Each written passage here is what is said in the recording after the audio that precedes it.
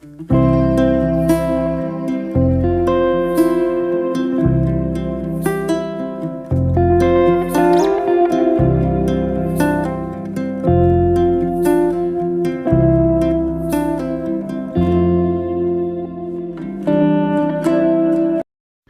Everyone, नमस्ते, राधे राधे। ये है मेरा किचन जो है एल शेप बना हुआ है। मैंने जैसा कि पहले वाले वीडियो में भी आपको दिखाया था, तो उसमें मैंने क्या करा था कि ऊपर वाले वार्डरोब की पूरे की सफाई करी थी और पूरी क्लीनिंग का और ऑर्गेनाइजेशन का वीडियो आप लोगों के साथ में शेयर किया था।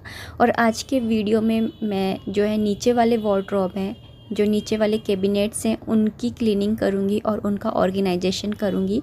तो चलिए वीडियो को स्टार्ट करते।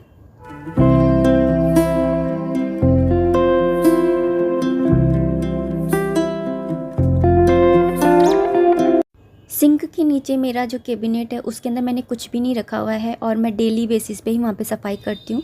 तो उसके पास वाले जो कैबिनेट है वहाँ से मैं क्लीनिंग स्टार्ट करूँगी। और सबसे पहले जो ये एक एक रो को करूँगी, जैसे इस वाली लाइन को करूँगी पहले, तो इस वाली लाइन के सारे बर्तनों को मैं बाहर निकाल लूँगी और जो बर्तन धुलने के लायक लगेंगे उनको धो लूँगी, और जो बर्तन ऐसे ही पोंछ के रखेंगे जाएंगे उन्हें मैं ऐसे ही पोंछ करके रख दूँगी। तो इन सारे बर्तनों को रखूँगी। और ये पिछले वीडियो में मैंने आपको बताया था कि ये स्लिप हो जाती हैं, तो यहाँ पर कैबिनेट में भी ये स्लिप हो जाती हैं। और जो डबल टेप है या फिर सेलो टेप है उससे ये नहीं रुक रही हैं। और नॉन स्लिपी जो रेगजिन है वो मुझे यहाँ के लिए लेनी पड़ेगी, लेकिन हाल फ़िलहाल जो है इसी रेगजिन से मुझे काम चलाना पड़ेगा। तो इस रेगजिन से काम चलाने के लिए मैं एक ट्रिक है जो मैं आप लोगों के साथ में शेयर करूँगी। तो लेकिन पहले मैं इस वाली, मैंने जैसा कि कहा था, इस वाली रो के सारे बर्तनों को खाली करूँगी। तो दोनों कैबिनेट्स को मैं खाली कर लूँगी और दोनों की रेगजिन को मैंने निकाल लिया है और इन दोनों को मैं धो लूँगी, ताकि जब तक मैं कैबिनेट को साफ़ करूँगी तब तक है ना ये दोनों जो रेगजिन है वो सूख जाएंगी। और क्योंकि मैं अभी यहाँ पर धोकर के निचोड़ने यहीं रख दूँगी और बाद में मैं इनको हवा में डालाऊँगी तो ये जल्दी से सूख जाएंगी। तो इनका यही फ़ायदा रहता है कि ये जल्दी से सूख जाती हैं। तो आप में से किसी ने कहा था कि मैं अखबार का यूज़ करूँ, जिससे वो भी नॉन स्लिपी रहते हैं, लेकिन अखबार जो होते हैं वो जल्दी से गीले हो जाते हैं और उसके बाद में ना वो जल्दी फट भी जाते हैं। साथ ही उनके ऊपर जो छपाई होती है ना, वो जिन केमिकल्स से होती है वो केमिकल्स हमारी हेल्थ के लिए अच्छे नहीं होते हैं। इसलिए मैं जो न्यूज़पेपर है उनका यूज़ नहीं कर रही हूँ। हाँ, मैं पहले करती थी, जब काफ़ी पहले जब मेरी शादी हुई थी उस टाइम पर, लेकिन अभी मैंने फ़िलहाल वो न्यूज़पेपर वगैरह तो मैंने छोड़ दिया है लगाने। तो अगर आप भी लगाते हैं तो देखिएगा, अगर आपके पेपर जो है वो गीला हो जाता है तो फिर आप वो पेपर को यूज़ मत कीजिए, क्योंकि वो हेल्थ के लिए ठीक नहीं है। उसकी जो इंक होती है वो ठीक नहीं रहती है।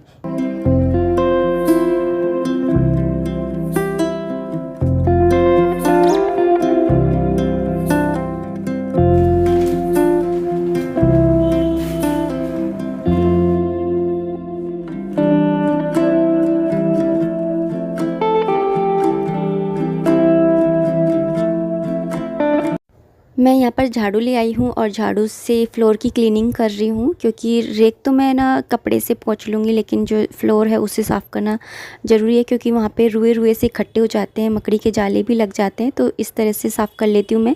वैसे दिवाली हर साल, मतलब साल भर में एक बार दिवाली में इन रेक को बाहर निकाल लेती हूँ और फिर उसके बाद में अच्छे से क्लीनिंग कर लेती हूँ तो हो जाती है। मैंने दिवाली की क्लीनिंग के वीडियो में आप लोगों के साथ में बताया भी था कि मैं किस तरह से रेक को निकाल के और फिर साफ़ करती हूँ। लेकिन ऐसे मंथली है या वीकली अगर मैं क्लीनिंग करती हूँ तो मैं नहीं निकालती हूँ, इसे बार में निकालना भी ठीक नहीं रहता है, वरना जो ये रेक होती है ना, इनका बैलेंस जो होता है वो ख़राब होने का डर रहता है। इसलिए तो दिवाली क्लीनिंग करती हूँ तो इन रेक को निकाल लेती हूँ। और अभी तो मैं बस झाड़ू से थोड़ा सा साफ़ कर लिया और एक हाथ डाल करके कपड़े से साफ़ कर लिया है मैंने यहाँ पर इस पूरी रेक को, जो फ्लोर है उसको। और इसके बाद में मैं दूसरे कपड़े से है ना जो रेक है उनको पोंछ लूँगी। या ऊपर की साइड भी में जाले लग जाते हैं ना, तो उन मकड़ियों के जालों को हटा रही हूँ। लकड़ी के फर्नीचर में एक यही प्रॉब्लम रहती है कि बहुत ज़्यादा जाले लगते हैं। अब मुझे ये नहीं मालूम कि सबके ही लगते हैं क्या, लेकिन मेरे फर्नीचर में है ना, मेरी किचन में सबसे ज़्यादा प्रॉब्लम मुझे यही दिखती है कि जाले बहुत लग जाते हैं। और ये देखिए इस तरह से ये रोए रोए से है ना ये इकट्ठे हो जाते हैं। तो इन रुएं को निकालना ज़रूरी हो जाता है, और समय समय पर निकालते रहो तो ठीक है, नहीं तो फिर बहुत ज़्यादा इकट्ठे हो जाते हैं। अब मैंने यहाँ पे एक कपड़ा ले लिया है और वही क्लीनर की हेल्प से मैं इन पूरे जो फर्नीचर है उसकी प्लाई को साफ़ करूँगी। और साथ में जो ये स्टील की रैक बनी हुई है तो काफ़ी मतलब सही है, ये ईजीली पुछ जाती हैं, उसी क्लीनर से पुछ जाती हैं। और अगर क्लीनर नहीं है तो आप है ना जो लिक्विड सोप होता है उससे भी आप पोंछ सकते हैं, तो उससे भी ये ईजीली पुछ जाती हैं।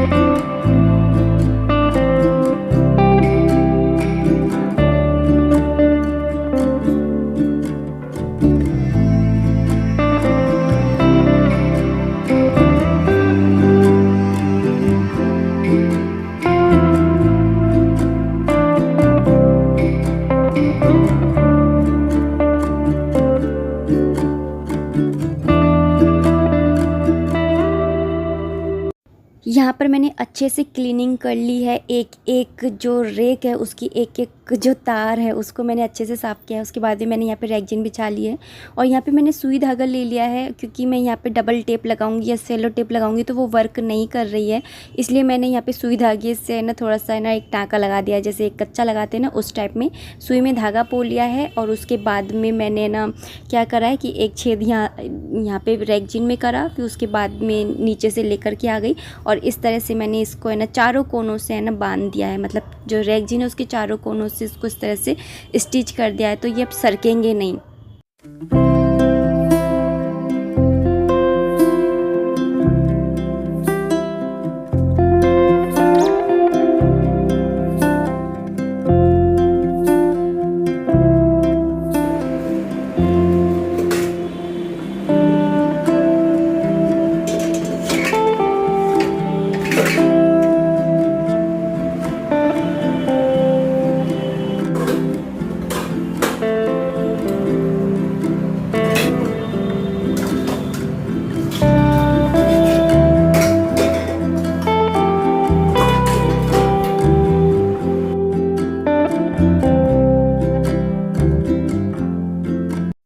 उस लाइन की दोनों जो कैबिनेट्स हैं उनको मैंने साफ़ कर लिया है। अब इस लाइन के तीनों कैबिनेट्स को साफ़ करूँगी, इकट्ठा निकालूंगी इसका तीनों का सामान और उसके बाद में इसकी क्लीनिंग करूँगी, रैगजीन वगैरह हटाऊँगी, उनको धोऊँगी। तो ये देखिए रैगजीन जो है वो इस तरह से सरक जाती है और मैंने इधर सेलो टेप लगाई थी तो देखिए ये वर्क करी है, इसमें सेलो टेप ने वर्क किया है, क्योंकि ये जो बीच वाली है ना ये कुछ ज़्यादा ही यूज़ में आती थी तो इसकी सेलो टेप हट गई है। तो कोई बात नहीं, अब मैं डबल टेप का यूज़ करूँगी और वो नहीं हटेगी। और मैं सेलो टेप भी आपको बताऊँगी कि मैं किस तरह से लगाती हूँ कि वो दिखती भी नहीं है और अच्छे से है ना चिपक भी जाती है। तो पहले इनको हटा करके इनको धो लूँगी और पूरी जो ये रैक है, जो कैबिनेट है, ये पूरा ये स्पून का ही है कैबिनेट, तो उसको मैं क्लीन कर लूँगी उसी क्लीनर से और गीले कपड़ा करके और थोड़ा सा क्लीनर लगा करके और मैंने इसको साफ़ कर दिया है। क्योंकि ये स्टील की बनी हुई है और क्वालिटी भी अच्छी है तो है ना ये जल्दी से साफ़ हो जाती हैं। टेप का जो निशान है वो भी ईजीली हट जाता है, तो काफ़ी है ना सही है। मतलब मुझसे किसी ने कहा था कि उनकी जो ये कैबिनेट्स हैं उसके अंदर जंग लग जाती है, तो आप जब पोंछते हैं ना तो या तो आप गीले कपड़े से मत पोंछिए, अगर गीले कपड़े से आप पोंछ रहे हैं ना तो उसको सुखाइए ज़रूर, क्योंकि अगर जंग जो है वो हमेशा है ना पानी की वजह से लगती है। तो या तो आप केमिकल का यूज़ कीजिए, जैसे मैं क्लीनर का यूज़ कर रही हूँ, या फिर अगर आप जो सोप होता है उससे कर रहे हैं तो फिर आप है ना पोंछने के बाद में एक बार सूखे कपड़े से भी उसको पोंछिए। और सूखने के बाद में उसके अंदर सामान को लगाइए, तो फिर आपकी बिल्कुल भी जंग जो है वो नहीं लगेगी और सालों साल जो ये फर्नीचर है वो ख़राब नहीं होगा। तो किसी भी चीज़ को लगवाना बड़ी बात नहीं होती है, लेकिन उसको मेंटेन करना बड़ी बात होती है। उसको संभाल के रखना अपनी चीज़ों को, वो ज़्यादा मायने रखता है और बड़ी बात होती है।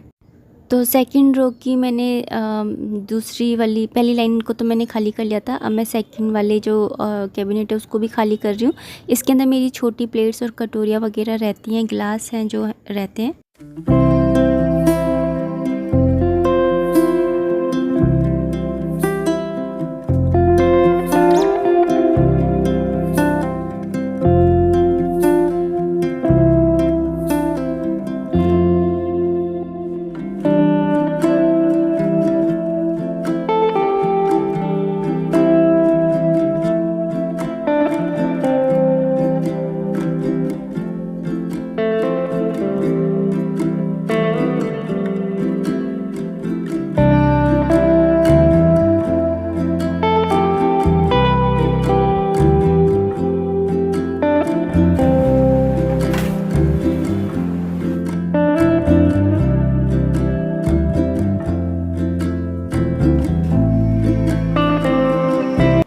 अगर आपके पास में सेलो ना वो डबल टेप नहीं है तो आप सेलो टेप का भी ये ना यूज़ कर सकते हैं। उससे भी ये ना ये अच्छे से चिपक रही है और ना बिल्कुल मतलब स्लिप नहीं कर रही है। तो सेलो टेप भी ठीक है, लेकिन मेरे पास है ना डबल टेप है, डबल चिपकाने वाली, तो मैं वही यूज़ करूँगी क्योंकि वो चिपकाना ना आसान रहता है। एक तरफ लगाई कट की चिपकाई और बस लगा दी। इसके अंदर बड़ा दिक्कत रहती है लगाने में, तो वो थोड़ा ईजी रहता है, टाइम सेविंग रहता है, इसलिए मैं उसका यूज़ करूँगी। ये मैं आपको बस दिखाने के लिए लगा रही थी कि आप सेलो टेप का भी यूज़ कर सकते हैं।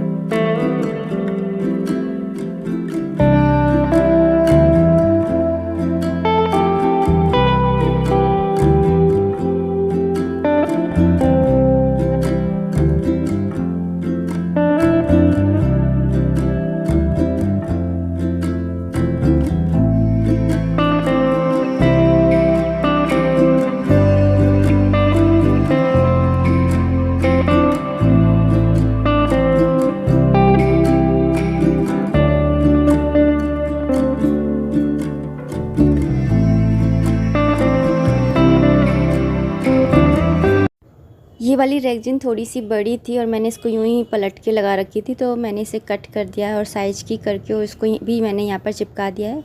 और ये सारी रेगजिन लग जाने के बाद में मैं इसको ऑर्गेनाइज़ करूँगी। ऑर्गेनाइज़ करने के लिए मेरे पास ये 2 कंटेनर्स हैं। एक्चुअली ये कंटेनर्स लिपस्टिक के कंटेनर्स हैं और उन कंटेनर्स को मैंने लिया है। आप है ना किसी भी जैसे जो होती है ना क्या बोलते हैं मेकअप वेकअप का सामान मिलता है उस दुकान पे, कॉस्मेटिक की शॉप पे से ऐसे कंटेनर्स को ले सकते हैं।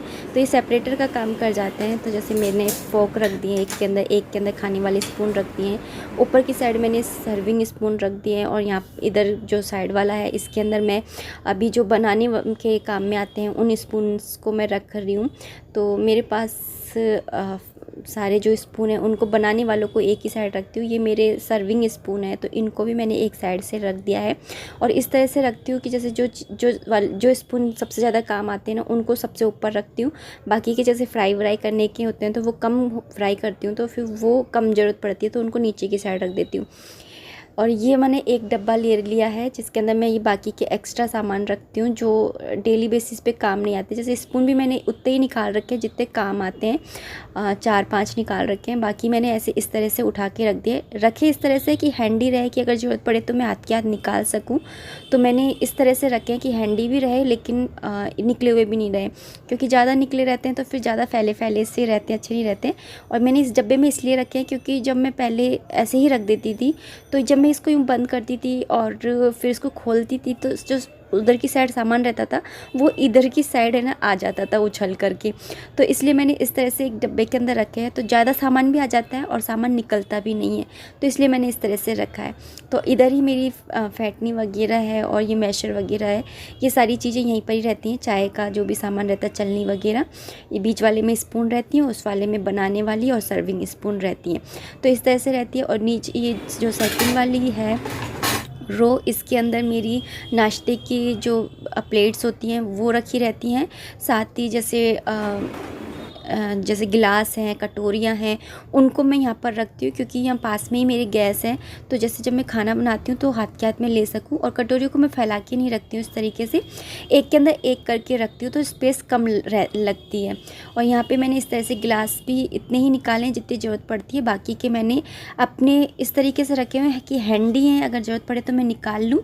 और इस साइड पे मैंने ये कप रखे हुए हैं जो हर्षित के हैं और जैसे चाय वगैरह लेने के पीने के काम आते हैं। तो यहाँ पे इस तरीके से रखा हुआ है। यहाँ पर ही मतलब मेरी सारी चीज़ें रहती है, हैंडी रहे जिससे, क्योंकि मैं यहाँ पर ही गैस पे काम करती हूँ। तो जैसे खाते खाते ये लोग पानी मांगते हैं तो मैं जल्दी से दे आऊँ, तो इस तरीके से मैंने इसको पूरे को जमाया हुआ है। और पीछे की साइड है ना थोड़ा लंबा हाथ करके सामान निकालना पड़ता है, तो पीछे की साइड मैंने ये जो कप है, इन कप के मैंने ये ढक्कनों को रख रखा है। तो इस तरीके से मैंने दूसरा वाला कैबिनेट है उसको ऑर्गेनाइज़ किया हुआ है। अब तीसरे वाले जो मेरा कैबिनेट है उसके अंदर मैंने सारी प्लेट्स हैं, ट्रे है, उनको मैंने इसके अंदर ऑर्गेनाइज़ किया है। और ये वाला जो ब्रश है ना ये बहुत ज़्यादा यूज़फुल रहता है इस तरीके के फ़र्नीचर को साफ़ करने के लिए, क्योंकि ये आराम से इसके अंदर घुस जाता है नीचे की साइड से। और जैसे जाले लगे होते हैं मकड़ी के या फिर कुछ भी मैंने जैसे बोला था रोए रोए से इकट्ठे हो जाते हैं, वो निकालना इस ब्रश के साथ में बहुत इजी रहता है। तो ये वाला ब्रश अगर आपकी फ़र्नीचर है ना तो बहुत सही है, ये वाला ब्रश आप अपने पास में ज़रूर रखिए। तो इसी से मैं ना पूरी क्लीनिंग करती हूँ इधर की। और क्लीनिंग करने के बाद में अब इसके अंदर मैं प्लेट्स वगैरह जो है उनको जमाऊँगी। तो इसी वाली रो के अंदर मैं ट्रे है, अपनी प्लेट्स है, चॉपिंग बोर्ड है, सब कुछ मैं इसी वाले में रखती हूँ।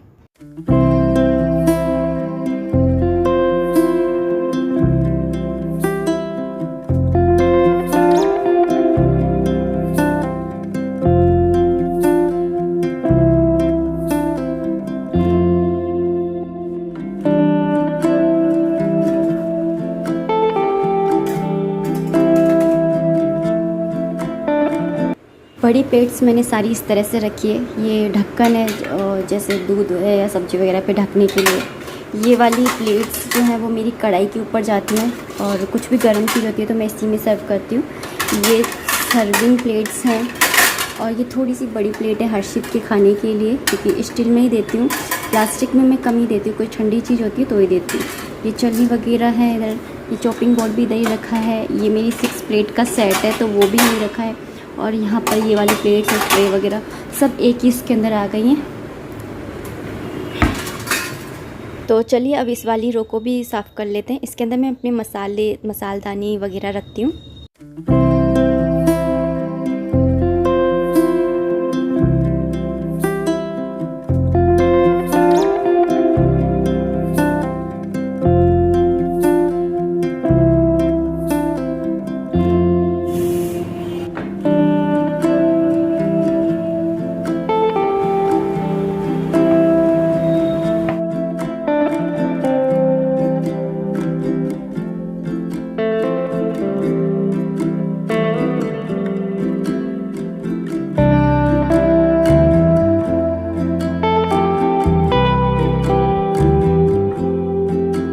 अब इस वाली कैबिनेट को साफ़ कर रही हूँ। इसके अंदर मेरा सिलेंडर रहता है और बाकी के जो बड़े बड़े बर्तन कंटेनर होते हैं, टंकी वगैरह वो रहती हैं।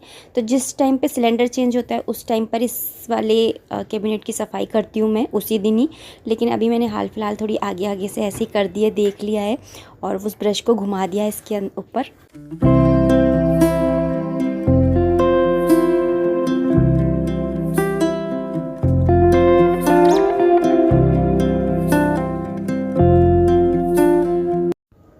इस वाले कैबिनेट के अंदर मैंने स्टोरेज का सामान रखने की सोची है, क्योंकि मैंने जो प्लास्टिक के कंटेनर्स थे उनको ऊपर से हटा दिया था, तो बड़े बड़े बहुत सारे कंटेनर्स हैं। तो उन कंटेनर्स को मैं यहाँ पर लगा दूँगी और जो भी जैसे सामान है ना डब्बों में भरने के बाद में ना बचता है ना, उनको उसके अंदर रख दूँगी, तो सेफ़ भी रहेंगे और सही रहेगा। और ये ब्रश है ना सच में बहुत काम की है अगर आपके ना इस तरीके के फर्नीचर लगा हुआ है तो यहाँ पे मैंने पहले एक रेक्सिन बिछा दी है।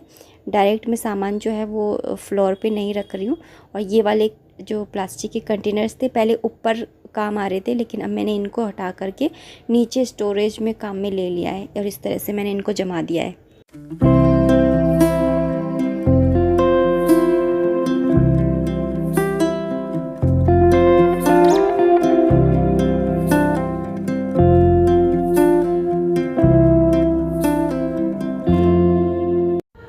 और अब ये इस वाले कैबिनेट की बारी आती है। इसके अंदर मैंने अपनी क्रॉकरी वगैरह रखी हुई है, तो चलिए इसको भी साफ़ कर लेते हैं।